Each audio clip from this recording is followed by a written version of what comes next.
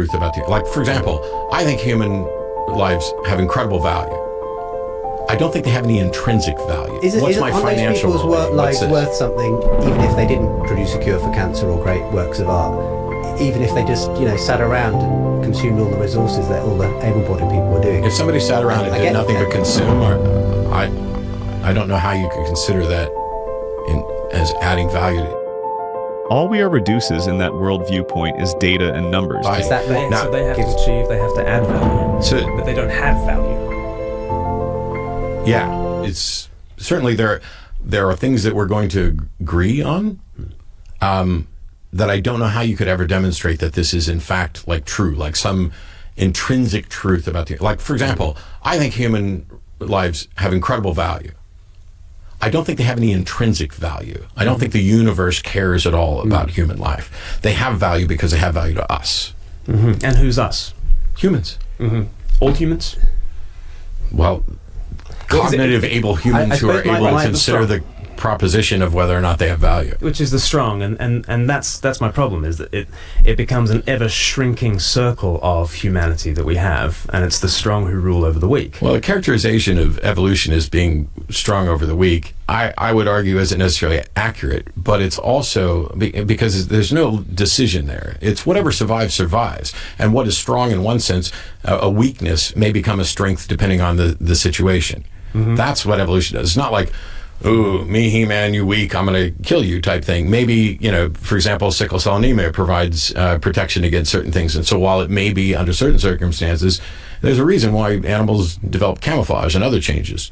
But because why in your view was it wrong for, I'm sorry to invoke Godwin's law, even though we're near the end of the programme, why was it wrong for Hitler and the Nazis to, euthanize disabled people and gay people and people that they felt were outside of their circle of who they considered to be human? What was the kind of... I'm not convinced they considered them outside the circle of what they considered to be human. They had a view that these were somehow inferior humans. I think they would all acknowledge they were human, just that they were somehow inferior or less diverging. Yeah, race. Things like that. The master race. So it's one of those things where people say... Because a lot of people would say Hitler was wrong about a fact there, whereas from what I'm wondering, and we're getting to the issue of, is there this objective moral value to humanity? And it reminds me of the people who argue that, hey, slavery is really good for the slave owners. And so if you're a slave owner, you can look at this and say, hey, slavery is a good thing because it benefits me. The problem is that when you look at the larger picture, it's actually not necessarily good for the slave owners. And beginning to recognize that every member of society affects potentially every other member fundamentally changes, and it shifts our in-group, out-group dynamic, so that when Hitler goes after the Jews for whatever religious reasons he had, for whatever superior, uber guy reasons he had, that's fundamentally different from whether or not killing them makes society worse or better. And it's kind of this thing of, this is what I think makes us better, which is independent from what actually makes us think better. Nobody, not Sam nor I nor anybody, is suggesting that if we begin with an agreement on well-being as a foundation, that there aren't going to be things that we think we have the right answer about and find out we were wrong. At that stage, then, it would seem like instead of having World War II, we would have a symposium in which the Nazis would present their papers and others would present other papers, and then we'd have a panel and we'd discuss them and we'd try and thrash it out. At what stage do you say that their vision for updating, for evolving, for having a master race, at what stage do you say that is morally unjustified and therefore there is a just war that can be fought against them? What? I don't know that there's an answer for that apart from assessing the individual situations, which is what we did. Mm-hmm. But we didn't have to rely on a God for it. Well, we relied on 1939 years of Christian understanding of what is the good life, and the good life is the sacrifice of the strong for the protection of the weak, and Hitler was doing the exact opposite of that, and so it was very obvious to people in that sense, the evil of the Nazis, and they went and fought a just war against it. Sure. So it was Christianity that was the credit for ending the Nazi regime, and why people, not even Judaism. No, it was Christianity that had shaped the West and its moral sensibilities, such that Nazism appeared to them as very obviously the very reverse of the way of the cross. Welcome to your Internet Believer Reacts. I really appreciate you watching this video, and I appreciate your support as well. Now let's dive into our reaction. In the first part of this video, there are two things I would like to react to give you my insight. First, you saw how Glenn mentioned how that evolutionary view of human beings, and especially the Darwinian idea of that the strong survive and those best suited to survival will outlive the weak, has been detrimental for human values. What is true is that evolution as a scientific theory doesn't speak about human value, only about human origins, and anyone using evolution as ground for human value will always face this 5 problems. First, the fact that evolution is about survival, not moral value. Secondly, the fact that it can't give objective morality. Thirdly, the fact it creates hierarchies of value. Fourth, the fact that it undermines human equality. Fifth, the fact that it can lead to moral nihilism. Secondly, moving beyond the point about evolution, let's look at the point made about the Nazi. Glenn is perfectly right to point out that the way Christianity has shaped the West in terms of moral values, how Christianity has been a key to fight the just war by opposing Adolf Hitler's point of view, which was influenced by a fairly to say, twisted the Darwinian theory, the part that talks about survival of the fittest or the strongest. And it is fair to ask on which ground secular humanists can tell Nazi that they were wrong, since morality is just relative. They can try to reason with them, but their viewpoint doesn't trump the one of the Nazi. I will not even talk about the fact how secularism has borrowed from Judeo-Christian traditions and how it is unable to have a foundation built on itself. It's not a problem with what it leads to, but why should I like with to? The power, I suppose, is what I'm getting. Glenn is saying, if the person in power, say the Hitler, simply has a very different conception of what the best is for his life compared to your life, then do you have any moral, if you like, force to say you're doing something wrong? Isn't he just going with his preferences as opposed to your preferences? Yes. So what is it that's up here that says those preferences are better and those preferences are worse? What is that? This is the objection that's often launched. So I could sit down with Hitler. I wouldn't, because he's dead. But I could sit down with Hitler, and if we could find the thing that we agree about, that we care about, we can then demonstrate which one of our preferences are in conflict with that. If he because what we do as human beings is often delude ourselves. And we look at our preferences and assume they're right, but they're going to conflict with something foundational, which is basically the beginning of that superiority to secular morality talk. I talked about how you could begin with, let's say, 3 foundational premises. Life is generally preferable to death, health is generally preferable to sickness, and pleasure is generally preferable to pain. None of them are universally true. Sometimes pain is preferable. Sometimes death may be preferable, which is why I support death with dignity for people who no longer have any hope of a quality of life and with their individual autonomy and control over their own life. But you can begin with those and you can build something. But you can start with anything. You could start with death is better than life, and what you get to is extinction. Sure. And so if I find something, I think Hitler probably, I mean, there's the old joke, Hitler probably loved his mother too.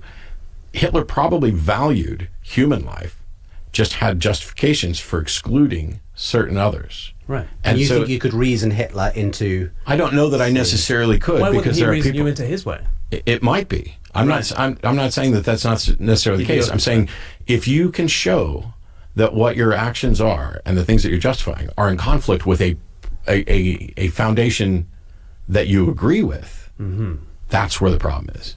Right. And what if it's the establishment of the master race? Because if the fittest do survive, then wouldn't it be nice if the fittest should survive? Like, we take that hop, skip, and a jump, and sure. And then you ask what criteria are you using to determine fittest? And again, we're having a symposium when we should be fighting a war, and this is No. We should always be having a symposium so we don't have to fight wars. Why would anybody ever say we should be fighting a war? You sound like Neville Chamberlain. You know, I found peace in our time with Hitler because I'm going to sit down with him. Well, and I'm sorry that advocating for reasoning rather than blowing crap up is so anathema. I think we tried to reason with him. I'm not saying. See this. Okay, here's where the confusion is. I'm not saying after the war started, send Matt in and he can sit down with Hitler. He's very clever. And if well-being, just very vaguely just defined, if well-being is the metric that we're using, and if Hitler could say, "Oh, we are so much better off without the disabled. You have no idea. You know, we're soaring our industry. Our numbers are through the roof. Our well-being is doing incredibly well once we eliminate the sick, the weak, the handicapped." Is he right at that point? Well, that's when you go through and you talk about what data are you looking at to define well-being, because what data? Yeah. You're having that conversation about the data because he's just told you I've eliminated the handicapped. It's not like I'm talking. No. Okay, because it is happening right now. Okay, there is a Down syndrome population, for instance, that's being eliminated globally right now, and we're having a conversation about it. Again, I think it's better to have a conversation than to blow people up and all that sort of stuff. But it's a very live issue. I mean, it's not just the Godwin's rule. I'm just going with the example that you say Hitler comes to me and says, "You wouldn't believe how much better our society is off now that we're eliminating these people." Then you have to go back and look at it and say, "Okay, what have you lost? Is your society better, and are you just looking at the short term? Did you, in fact, how do you know that you didn't lose a cure for disease? How do you know that you're not worse off because it has fundamentally changed your psyche? How do you know that you're not worse off because you've lost art, because you've lost human connection?" It's not just, see, this is one of the problems that you could point out to people that are going down there. Well-being is not just what's my financial those people's well-being. lives worth something, even if they didn't produce a cure for cancer or great works of art? Even if they just, sat around and consumed all the resources that all the able-bodied people were doing. If somebody sat around and did nothing but consume, I don't know how you could consider that as adding value. You have to point to something where they're adding value to society. So they have to achieve, they have to add value. But they don't have value. Yeah. So this is what I'm saying when I say that there's no intrinsic value to it, but that I value human life, and that everybody, almost everybody. But who's I? You, Matt Dillahunty. I'm speaking specifically for me, but also if I think someone else doesn't. You try to reason them out of it, but what? Yes. What do you? Okay. See, you sit there and you. Okay, let's try it. I don't value human life. Change my mind. Look at the Nazis. Look at that vision of humanity. I don't care. I don't value human life. Change my mind. You have yourself a humanity that has dignity. You might not believe it right now. I don't. Change my mind. I'm trying to change your mind by saying, without achievements, without attributes, without contributing a penny of money, without expending a calorie of effort. I worry, by the way, that this is going to get cut as if this is really me saying this when it's not. And I'm counseling you or something. I'm your therapist. I think Matt clearly demonstrates the flawed within the secular humanism worldview, which is there is no value in human beings themselves, but all we are is what we can contribute to the society, which is fair to assume that the more you contribute, the more value you have, and the lesser you do, lesser value you have. That's why he said in the beginning that human beings have incredible value but no intrinsic value. You will notice as well in Matt's defense of secular humanism against the Nazi extermination of other races. All we are reduces in that worldview point is data and numbers. I know some atheists talk about secular humanism as something good in practice, but if you look at the consequences of that worldview, you will understand why it is hard to live according to that worldview. It actually sets a potentially dangerous premise for atrocities, or deeply unsettling consequences can follow, such as people lives become disposable. People are valued only by utility, ethics becomes relative. When intrinsic value is removed, history shows that terrible ideas can seem rational. The reason why the West seems to be the way it is definitely not because of secular humanism, but the long influence of Judeo-Christian values. The biggest conclusion at the end is that in atheism, especially with secular humanistic worldview, Human value is open for debate. It is tried to be reasoned or built from ground up, but will always be weak and fragile. While in theism, the human value is not debatable at all, every human being has inherent, unchanging worth. Not because of what we do, but because of what we are. And as a Christian, the Bible says in the book of Genesis that we were created in the image and likeness of God, and that's where we get our value. I hope this video helped your defense of Christianity, and I can't wait to see you in the next video when we explore another topic.